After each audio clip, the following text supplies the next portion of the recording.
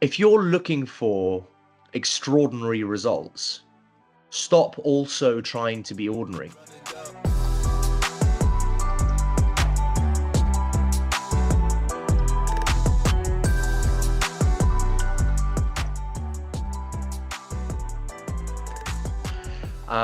Keeping a cool head under pressure, I think, is really important. Being very, very clear with your goals, which is something that I've learned quite late in life. If you have a business plan or an idea that is not crystal clear on who you're targeting and who you are trying to help or who you are trying to sell your product to, and it's just as vague as, well, everyone can use this, it's not going to be enough. You have to know who you are selling your product to before they know that they want to buy it. There has to be a very specific plan and detailed approach to how you aim to achieve success. It's very helpful if you're not a naturally stressful person. I think, starting a business is very much like a roller coaster. There are extreme highs and lows. You have to learn to manage the lows in a way that does not affect your health, right? Like when I first started CleanCo, when stuff would go wrong, I'd be up until 4 or 5 in the morning, pacing around my kitchen, making calls to people in America, so impatient, just trying to figure out ways through things, which of course is, in my opinion, a good thing. I am impatient and I don't mind that, right? Like I'm working on a new project at the moment.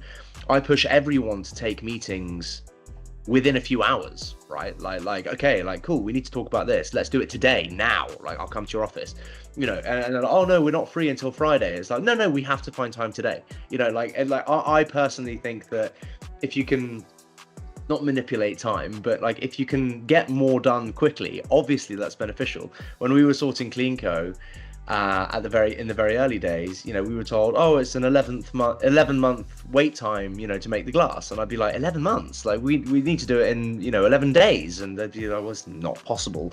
And then you would find compromise, on behalf of the larger businesses that are obviously more established and don't necessarily need your business in order for them to thrive. But you go and you find smaller independent businesses to help build your brand quicker.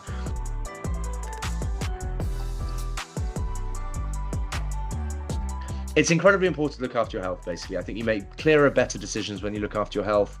If you can, it's running is accessible to absolutely everyone, literally. If you can get your hands on a pair of like beaten up secondhand old trainers, if you're not going to go to Nike and buy the new Alpha Flies, it doesn't really matter. Get yourself into a park, and look after yourself. Even if it means half an hour first thing in the morning, you will make better decisions and you will find more balance if you are healthy. Like for me, in my case, back to the 2 glasses of wine on a Friday, I lose my sense of balance if I drink any alcohol. Basically, like if I have a couple of glasses of wine, I'm less conscious of what I'm putting in my body. I become lazier. I become less determined to achieve my goals. I push stuff into the following day, or I'm less intense, which I know I can be, and I'm less on the pulse as I can be. And ultimately, it just means that you drip down the ladder. Like if you're looking for extraordinary results, stop also trying to be ordinary.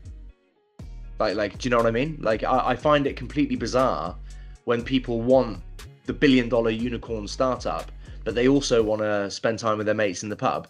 You can't have both, really. And I'm talking about hyper ambitious people who want, all kinds of crazy things. You have to become a crazy animal to achieve that. If you're looking for a perfect work-life balance, that also exists. Who was it who famously said he's got a great big business? I think it's the founder of Netflix, said on a Tuesday, past 4 p.m., you cannot get hold of me, right? I'm with my wife, I'm with my kids. I spend all of Tuesday afternoon and evening with my wife and kids. That is a non-negotiable thing. If the business is burning down at 8 p.m., I don't give a shit. I won't be answering my phone type thing. So I think creating time as well for your wife and kids, if you have a wife and kids or your husband and kids, is super important. I think like spending time with your family is a very heartfelt thing that is very important. You know, when I first started CleanCo, I would disappear off to the office at 6:30 in the morning. I'd go off. I'd be the first one there. I'd come home at like 8 p.m. You know, and like it was just this like mad cycle where my wife was just like, "You've gone from doing nothing at all and being like a complete pisshead to like, you know, thinking you're Steve Jobs and like you're never available anymore." And it's like, well, you know, I thought that this would be a better compromise, and it's not ultimately, right? You need to understand that there is balance. And I think part of building a business is that, you know, you can determine your own time, right? Which is one of the most attractive things about working for yourself. But when you start to abuse that, and, you know, working for yourself becomes doing a little bit of work and, you know, doing whatever you want the rest of the time, then it's perhaps unsurprising that you don't get the results that you're looking for.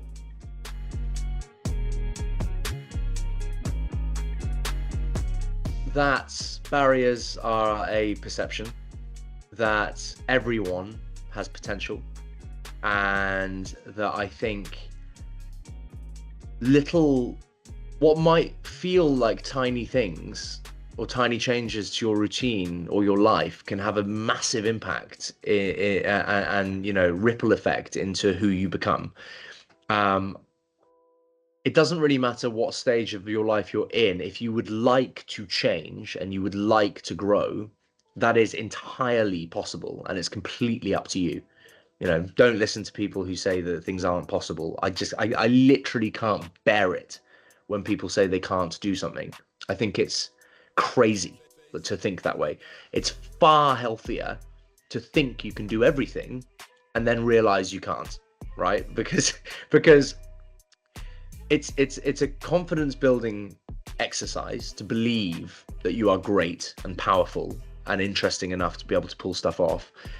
And then when you can't, invariably, the failure is a lesson. At least you tried, right? So I think that not trying is a monster crime in all of this. Like aiming to be comfortable, not trying, not putting yourself out there to be the person that you have always hoped you could be is actually borderline offensive.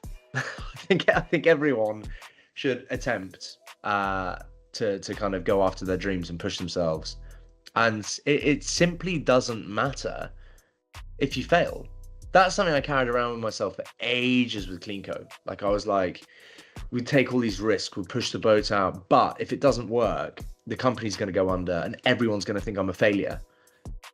I couldn't give a shit about failure anymore. It makes no difference to me, firstly, if people think I'm failing. I don't really care.